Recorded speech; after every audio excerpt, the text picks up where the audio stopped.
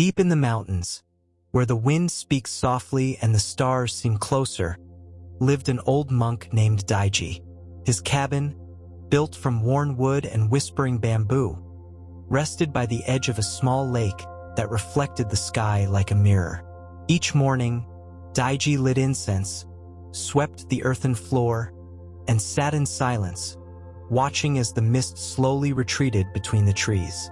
And every night, upon hearing the song of the crickets, he would remember in his heart a simple truth: nothing lasts forever, and that's okay. One day, while gathering firewood among the willows, Daiji found a butterfly trapped among the dry leaves. He held it gently, and as he released it, he whispered, "When something ends, something else begins to fly." That afternoon, without warning, the lake stirred. A soft tremor crossed the earth, and a crack opened near the shore. The animals ran into the forest, and the birds took flight.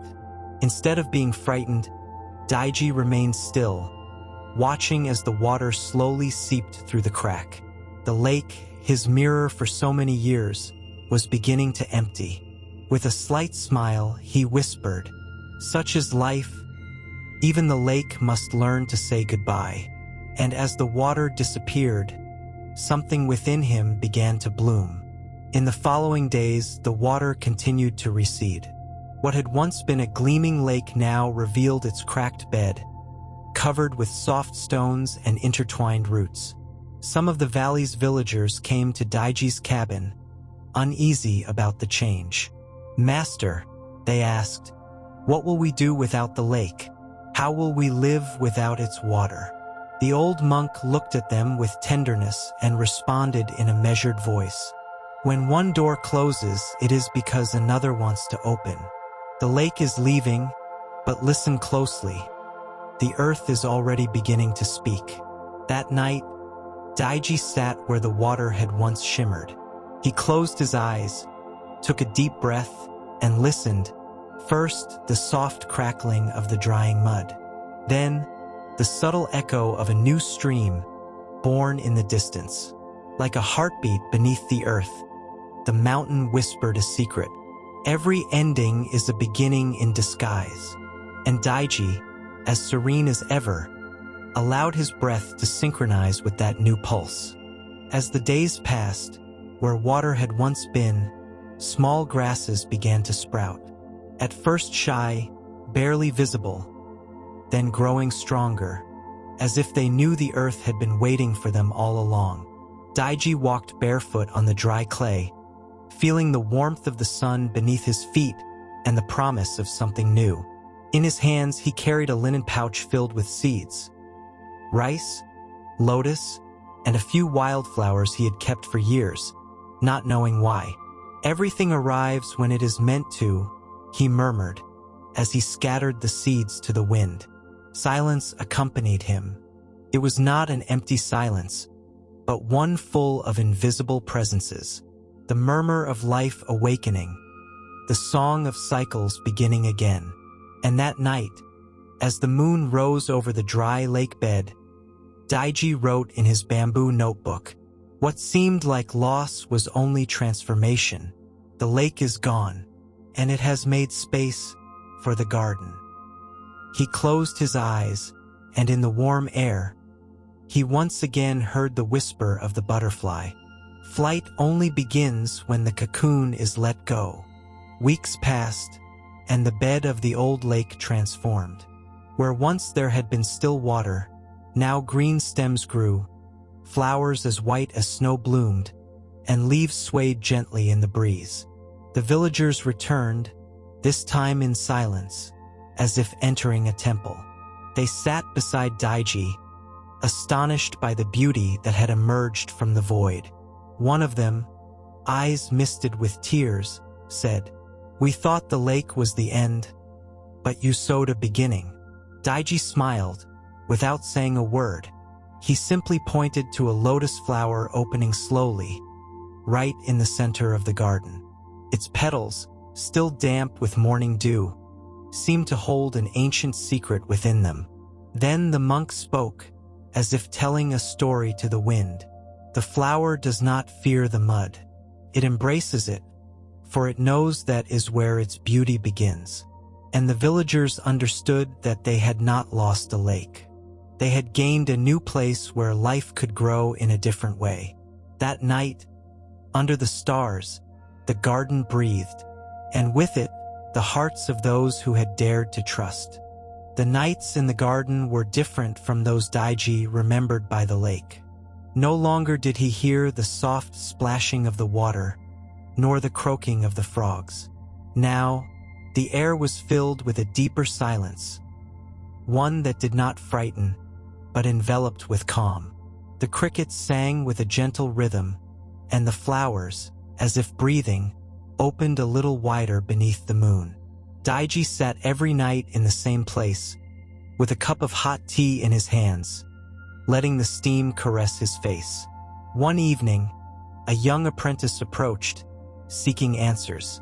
"Master, do you not miss the lake?" he asked, in a soft and fearful voice. Daiji did not answer immediately. He gazed at the flowers, the sky, and then at the young man with a serene look. "I do not miss it," he finally said, "because the lake has not gone. It has only changed form. Now it is in every petal, every root that drinks the dew, every sprout that grows where water once was." The young man closed his eyes and felt the wind pass between the stalks. And for the first time, he understood what the master was saying. Silence is not absence. It is transformation. One morning, after a gentle rain, Daiji walked to the center of the garden. The mud was soft, and among the younger flowers, an unexpected murmur made him stop. Bending down carefully, he moved a few small stones, and there, beneath the earth, a thread of water flowed in silence. A hidden stream, perhaps born from ancient springs, secretly traveled the bottom of the old lake. Daiji smiled, as if greeting an old friend. "You have not gone," he whispered to the water. "You have only changed your path." He called the young apprentice over and showed him the hidden stream. "Do you see?" he said. The end of the lake was not a death, but a transformation. The water did not disappear.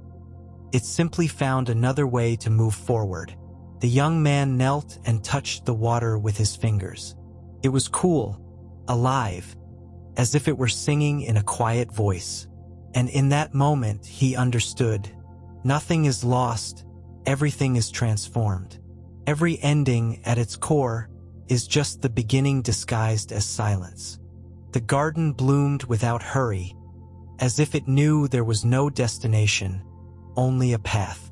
The villagers came every day, not to seek answers, but to sit in silence and be swayed by the gentle rhythm of the seasons. Butterflies danced over the flowers. Children ran between the tall stalks, laughing with the lightness of those who do not fear change. And the wind, always present, left small footprints on the leaves, as if it were writing poems that no one could read, but everyone could feel. Daiji, now more stooped with age, walked slowly along the soft earth paths. Each step was a bow, each glance a prayer without words. One afternoon, as the sun sank behind the mountains, he looked toward the horizon and spoke to the young apprentice. When the lake disappeared, many thought it was the end, but the wind knew it wasn't. He was the first to bring the seeds. The young man nodded, finally understanding that true beginnings make no sound. They are born deep within, like water underground, like a truth that slowly awakens. As time passed, the garden became a part of the soul of the valley. No one spoke of the lake as a loss anymore. It was a memory, yes, but also a silent root of all the new life that had been born. One misty morning, Daiji did not go out to sweep the earth as usual. The young apprentice entered the hut and found him sleeping, with a calm face and a dry lotus flower in his hands. There was no sadness, only a deep stillness, as if the master had departed the same way he had lived. without disturbing the silence. That afternoon, the villagers planted a small cherry tree where he used to meditate. And at the foot of the tree, they engraved his favorite words. Every ending is the beginning of something new. Do not fear change. Embrace transformation. The wind blew once more between the stalks. The flowers bowed gently. And in the air, it still seemed to echo Daiji's voice, as light as a breath. Everything is born. Everything returns. Everything blooms again. And so the garden continued to grow.